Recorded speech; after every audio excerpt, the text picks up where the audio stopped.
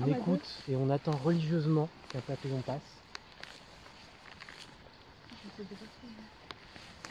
Et le principe, c'est qu'on a une boîte de 5 mètres autour de vous. 2,50 m sur chaque côté et 5 mètres autour, au-dessus. Et 5 mètres devant. Et donc vous comptez les papillons que vous voyez. Alors, myrtille demi-deuil, ouais.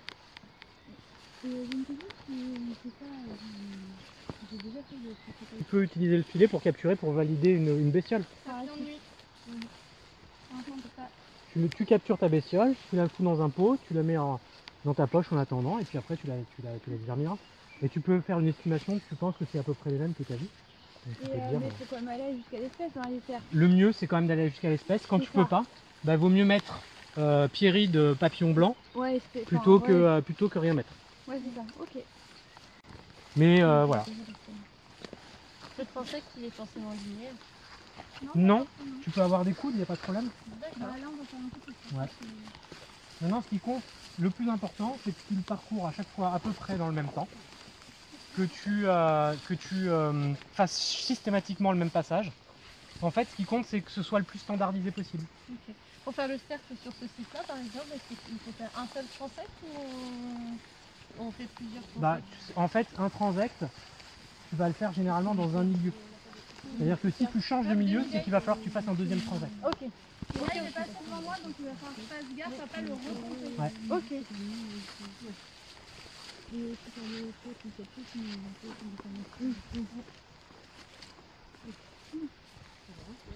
Oui, une question. Quand on fait un transect comme ça, est-ce qu'on, si on voit des chenilles, on les note aussi? Non, alors pas les chenilles. On note pas les chenilles, ni les œufs, ni les cocons, et pas les adultes morts non plus, parce que ça peut arriver, genre sur une feuille, sur une fleur, vous voyez un papillon.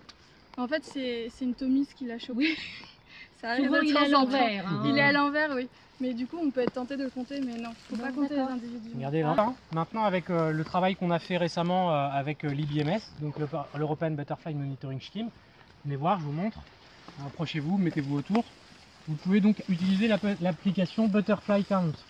Donc Butterfly Count, vous cliquez dessus. Et là, moi ce que j'ai fait, c'est que je suis allé sur le site internet. Donc là, vous avez un guide d'espèces si vous le souhaitez. Donc comme ça, vous pouvez retrouver les espèces éventuellement. Là, vous pouvez très bien dire, bon bah ok, je vais faire mon transect. Je l'ai renseigné, vous voyez, vous avez fait votre parcours, vous avez repéré les espèces, vous savez à peu près ce qu'il y a. Vous savez à peu près votre parcours que vous allez faire. Donc vous le repérez bien.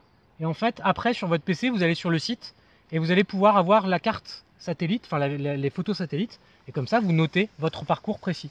Ce qui compte, c'est que sur votre transect, ce soit toujours le même milieu. Vous ne changiez pas radicalement de milieu. Ah oui. Vous ne soyez pas en forêt, puis d'un coup, d'un coup, vous serez en milieu pelouse calcaire. Voilà.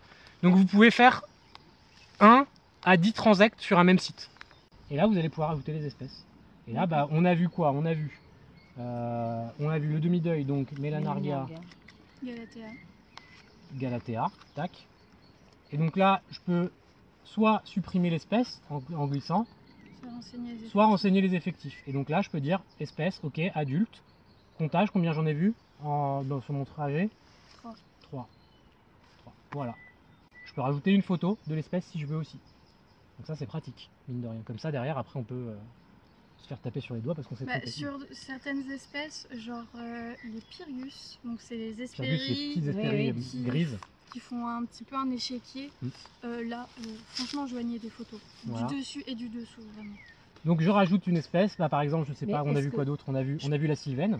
Si on fait des photos, on n'est pas obligé de faire des photos avec le téléphone, on peut faire des photos et les ajouter après ou faut non, mais là en l'occurrence, quand tu l'as en main, généralement quand tu as la bestiole, quand tu as pris une photo, voilà, bon, tu le fais avec le téléphone. Et en plus, là derrière, tu as besoin de rien faire, tu as juste à cliquer sur le truc, rajouter une photo, tu vas la chercher immédiatement, donc c'est facile, quoi. C'est plus facile. D'accord. Donc là, la sylvaine, on en a vu une. On a vu une. On a vu quoi d'autre? Myrtille. 2. Myrtille. Là, je vais mettre Myrtille 2. Tac. Et quoi d'autre? Du coup, on avait un Thécla, mais hors... Thécla hors boîte. Ouais. Ok. Donc là, on pourrait mettre un commentaire Thécla hors boîte. Et donc, quand j'ai fait ça, vous voyez, bah, j'ai ma liste d'espèces immédiatement. Et si je mets suivant, bon, là, je pourrais... là, je peux faire ma section 2 maintenant. Mais en l'occurrence, une fois que j'ai fait ça, c'est fini. C'est envoyé. Et il n'y a plus rien à faire. Donc mine de rien, La saisie à faire, vous il n'y a rendez pas la compte. saisie. Ah, Voilà, bah, donc si, si, elle parce qui a que bouffé de la sur- saisie, elle peut vous sur- dire qu'à Ah, quel ça point. va, calvaire. Bah ouais, et sur Ops 28, des fois c'est vraiment. Ah non, et là c'était